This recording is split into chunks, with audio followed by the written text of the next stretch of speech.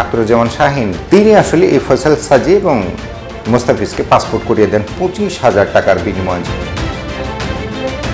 Indian visa লাগাতে গিয়ে bank account দরকার ছিল, তাদেরকে বিভিন্ন সার্টিফিকেট দরকার ছিল, সব কিছুই আখতারুজ্জামান শাহিন জোগাড় করে দিয়েছিল।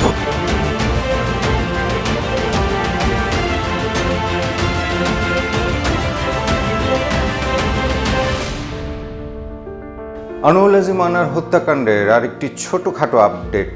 দর্শক, আপনারা জানেন যে ঝিনাইদহ 4 আসনের সংসদ সদস্য আনোয়ার আজিম আনার গত মে মাসের 13 তারিখে সঞ্জীবা গার্ডেনে কলকাতার নিউটাউনের সঞ্জীবা গার্ডেনে হত্যার সম্মুখীন হত্যাকাণ্ডের শিকার হন,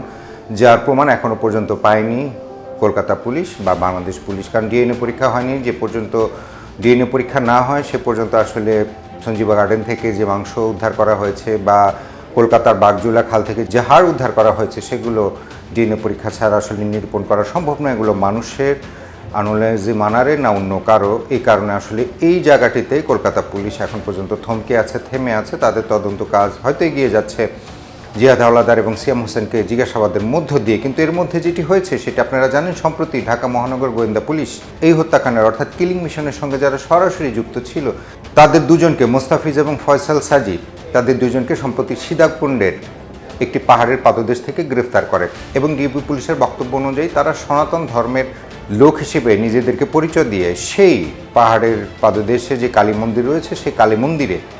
নিজেদেরকে একজন ধর্মভীরু কালীর ভক্ত হিসেবে সেখানে প্রতিষ্ঠিত করবার চেষ্টা করে এবং সেই মন্দিরের ভিতরেই থাকে। আমরা একটি ছবি পেয়েছি, ডিবি পুলিশের দেয়া ছবি আসলে, যে আসলে কালী মন্দিরের ভেতরে মন্দিরের পুরোহিত বা মন্দিরের ভক্তরা যে পোশাক পরে থেকে থাকতে পারেন তার একটু ধারণাপ্রসূত ছবি। আসলে ছবিটি নিয়ে হয়তো অনেক আলোচনা থাকতে পারে পরবর্তীতে দর্শকদের মধ্যে, কিন্তু আসলে এটি ডিবি পুলিশের দেয়া। তাদের দাবি তারা যখন এই সীতাকুণ্ডের এই পাহাড়ের পাদদেশে যে কালী মন্দিরে যে ফয়সাল সাজি এবং মোস্তাফিজকে পেয়েছে, তারা এই অবস্থাতে পেয়েছে এবং তাদেরকে এখান থেকেই গ্রেফতার করা হয়। এই যে ফয়সাল সাজি মুস্তাফিজুর রহমান বাঁচার জন্য তারা কিন্তু বিভিন্ন জায়গায় তারা অবস্থান করেছে, কখনো মাঠে ঘাটে সমুদ্রে সুন্দরবনে। সর্বশেষ তারা বাঁচার জন্য তারা এই ফটিকছড়ির পাহাড়ের পাদদেশে পাতাল কালী মন্দিরে তারা ছদ্মবেশ ধারণ করে ধুতি কাপড় পরে হিন্দু সেজে তারা পলাশ রায় এবং শিমুল রায় নাম ধারণ করে তারা মা কালী মন্দিরের কাছে তারা পূজা দিত।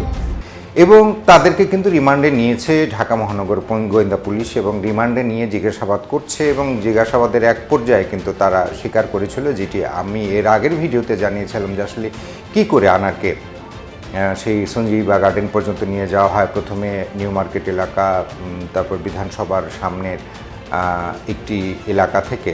তারা প্রথম মিষ্টির দোকান থেকে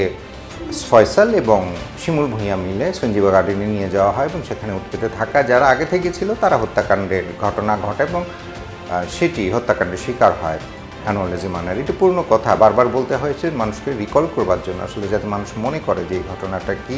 অনেকে হয়তো মুখস্থ হয়ে গেছে বিষয়টা, তারপরেও প্রেক্ষিত অনুযায়ী বলতে হয়। যেটি এখন পর্যন্ত সবশেষ যেটি আপডেট তথ্য সেটি হচ্ছে ডিবি পুলিশ আমাদেরকে জানিয়েছে যে জিজ্ঞাসাবাদে তারা আরও বেশ কিছু তথ্য দিয়েছে ফয়সাল সাজি এবং মোস্তাফিজ। তারা বলেছে যে তাদের আসলে কোনো পাসপোর্ট ছিল না, তারা যে কলকাতায় যাবে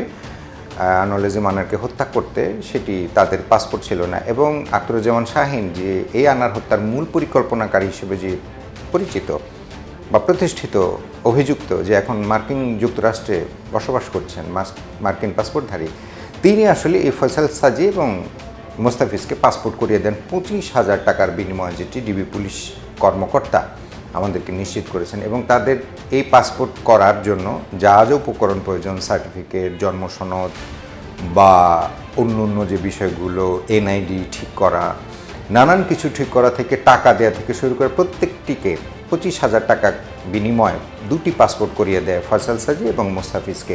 তাদের জন্য আমরা জিজ্ঞাসাবাদ করলাম যে তোমরা পাসপোর্ট কীভাবে করবে, তখন তারা কিন্তু এই কথাটা বলেছেন যে আমাদের যে মানে এমপি হত্যাকাণ্ডের যে মাস্টার মাইন্ড আখতারুজ্জামান শাহিন প্রায় 25,000 টাকা খরচ করে দুজনকে পাসপোর্ট বানিয়ে দেন। এবং শুধু তাই না, পাসপোর্ট বানানোর পরে তাকে তারা মানে পাসপোর্ট বানানোর পরে তাদেরকে তারা বিভিন্নভাবে ভিসা লাগানোর জন্য চেষ্টা করে এবং সেই ইন্ডিয়ান ভিসা, এবং ইন্ডিয়ান ভিসা লাগাতে গিয়ে সেখানে প্রায় তাদেরকে কোনো সময় ব্যাঙ্ক অ্যাকাউন্ট দরকার ছিল, কোনো সময় তাদেরকে বিভিন্ন সার্টিফিকেটের দরকার ছিল। সব কিছুই শাহীন, আখতারুজ্জামান শাহীন সেটা তারা জোগাড় করে দিয়েছে সিএমের মাধ্যমে। যে মুস্তাফিজ এবং ফয়সাল সাজি সেটি বলেছে, সেটি হচ্ছে যে আনোয়ারুজ্জামানকে হত্যা করবার পর তারা যখন বাংলাদেশে আসে তখন কিন্তু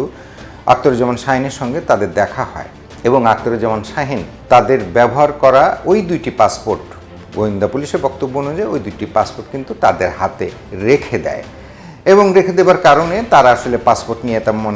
অন্য কোথাও যেতে পারেনি। তারা বাংলাদেশ থেকে অন্য জায়গায় পালিয়ে যেতে চেয়েছিল, কিন্তু পাসপোর্টটি তাদের হাতে না থাকায়, অর্থাৎ ফয়সাল সাজি এবং মোস্তাফিজের কাছে না থাকায় তারা বাংলাদেশের বাইরে যেতে পারেনি, যার কারণে তারা আসলে সীতাকুণ্ডের একটি পাহাড়ের পাদদেশে ডিবি পুলিশের বক্তব্য অনুযায়ী একটি কালী মন্দিরে অবস্থান করছিল। তাদের কাছ থেকে যখন এই বক্তব্য পেয়েছে, তথ্য পেয়েছে, তখন আসলে ডিবি পুলিশের দল ফয়সাল সাজি এবং মোস্তাফিজের দেয়া বক্তব্য অনুযায়ী বসুন্ধরা আবাসিক এলাকা আখতারুজ্জামান শাহীনের যে ফ্ল্যাট, সেই ফ্ল্যাটে অভিযান চালায় এবং ফয়সাল সাজি এবং মোস্তাফিজের দুটি পাসপোর্ট জব্দ করা। মুস্তাফিজ এবং ফয়সাল সাজি গ্রেপ্তার করার পরে আমরা তাদের জিজ্ঞাসাবাদ করি, তোমাদের পাসপোর্ট কোথায়? তখন তারা আমাদেরকে বলে যে তারা পাসপোর্ট কোথায় রেখেছে তারা জানে না, তবে তারা এটা বলেছে যে সম্ভবত আখতারুজ্জামান শাহীনের বাসায় আছে। তখন আমাদের টিম এরা দুজনকে নিয়ে আখতারুজ্জামানের শাহীনের যে বসুন্ধরার যে বাসাটা এল ব্লকে, সেই বাসায় অভিযান করে, যে বাসায় আখতারুজ্জামান শাহীন মদের একটা কারখানা বানিয়েছিলেন, সেই বাসায় আমরা অভিযান পরিচালনা করে আমরা সেখান থেকে মুস্তাফিজ এবং ফয়সাল সাজি দুটি পাসপোর্টই আমরা কিন্তু উদ্ধার করেছি। এই যে হত্যার পরিকল্পনা আখতারুজ্জামান শাহীন করেছে, তার দৃষ্টিতে যে নিখুঁত পরিকল্পনা করেছে এবং কে কোন ভূমিকা পালন করবে, এটি আসলে প্ল্যানের একটি অন্তর্ভুক্ত ছিল এবং কাকে কাকে কোথায় রাখা হবে সেটিও আসলে আখতারুজ্জামান শাহীনের ছিল, যার কারণে যখন ঘটনা ঘটে গেছে তার পরবর্তীতে যখন আখতারুজ্জামান শাহীনের সঙ্গে বাংলাদেশে এসে ফয়সাল সাজি এবং মোস্তাফিজের দেখা হয়, তখন তাদেরকে মাত্র 30,000 টাকা দেয় দুজনকে একটা হত্যার জন্য। পরবর্তীতে ডিবি পুলিশ বসুন্ধরা সেই আবাসিক এলাকার যে ফ্ল্যাট, সেই ফ্ল্যাট থেকে ফয়সাল সাজি এবং মোস্তাফিজের যে পাসপোর্ট দুটি জব্দ করে এবং গোয়েন্দা পুলিশকে ফয়সাল সাজি এবং মোস্তাফিজ যেটি জানিয়েছে যে আসলে তাদেরকে কাটআউট পদ্ধতি ব্যবহার করেছে। ডিবি পুলিশের বক্তব্য, এই জাতীয় টার্মস আসলে ডিবি পুলিশ করে থাকে যে কাটআউট পদ্ধতি,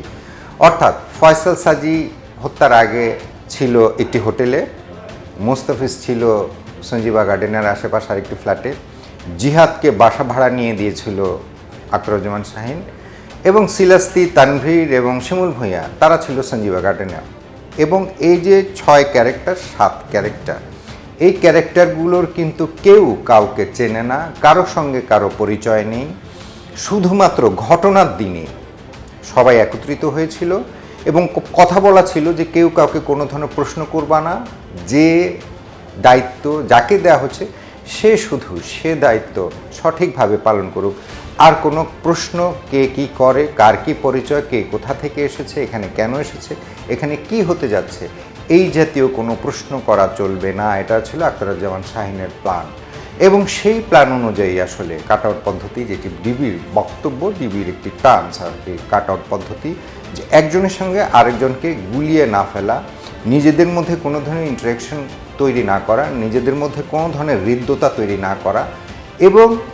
যে দায়িত্ব দেওয়া হয়েছে আনারকে হত্যা করার, সে দায়িত্ব সঠিকভাবে পালন করা। তারা যখন 19 তারিখ দেশে আসে, সেই সময় কিন্তু শাহীন তাদের সাথে টেলিফোনে কথা বলেছে যে তোমরা যখন আসার আগে তোমরা কিন্তু বাসাটা ব্লিচিং পাউডার দিয়ে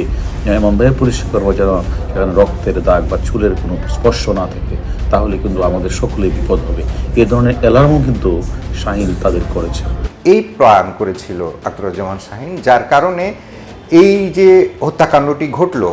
13ই মে কলকাতার নিউ টাউনের সঞ্জীবা গার্ডেনে, এই হত্যাকাণ্ডের পর একে একে কিন্তু প্রত্যেকে আলাদা আলাদাভাবে কিন্তু বাংলাদেশে প্রবেশ করেছে এবং শুধুমাত্র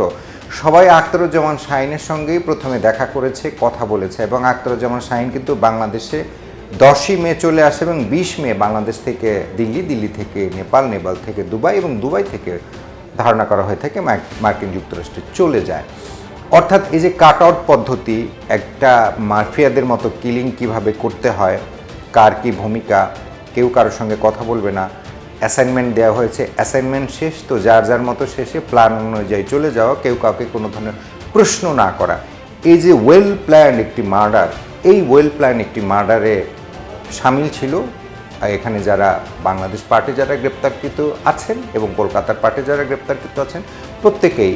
এই হত্যাকাণ্ডের সঙ্গে সরাসরি সম্পৃক্ত ছিল বা পরিকল্পনা বা অর্থ যোগানদাতা হিসেবেও ছিল। তো ডিবি পুলিশ আসলে একটু একটু করে তথ্য দিচ্ছে। এই দুজনকে গ্রেপ্তার করার ফলে তারা টুকটাক এই হত্যার রিলেভেন্ট, এই হত্যার সাথে সম্পৃক্ত কিছু তথ্য তারা পাচ্ছে এবং গণমাধ্যমকে জানানোর চেষ্টা করছে যতটুকুন জানানো সম্ভব। তারা মনে করছেন, ডিবি পুলিশ মনে করছেন যে খুব দ্রুত তারা এই হত্যাকাণ্ডের একটা কিনার করতে পারবেন, যদিও হত্যার মামলাটি তাদের কাছে না, হত্যা মামলাটি কলকাতায়, এবং এখানে যত তথ্যপাত্র তারা সংগ্রহ করতে পারবেন, সাক্ষী জেরা জিজ্ঞাসাবাদ করে যে নথিগুলো সংগ্রহ করতে পারবেন, সম্ভবত কলকাতায় যে হত্যা মামলাটি হয়েছে সেই হত্যা মামলায় এই গ্রেপ্তারকৃত আসামিদের শাস্তি নিশ্চিতের ক্ষেত্রে একটি সহায়ক ভূমিকা পালন করবে।